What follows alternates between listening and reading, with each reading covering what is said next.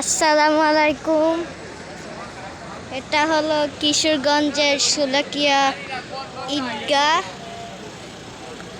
তো আমরা এখন জানি যে কিশোরগঞ্জে প্রধানমন্ত্রী তারেক রহমান আসবে।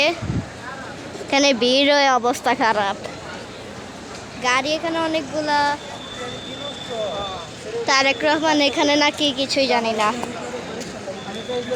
তাহলে আমি বাবার আইডি কার্ড পরে আছি, না আইডি কার্ড না কি জানি এখানে।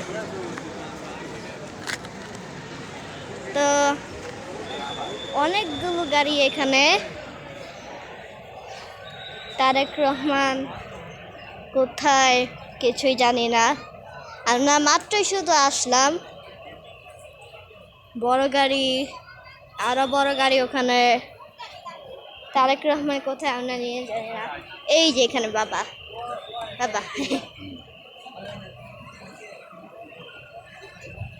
তো তারেক রহমান এখানে নাকি কিছুই জানি না, কিছুই জানি না।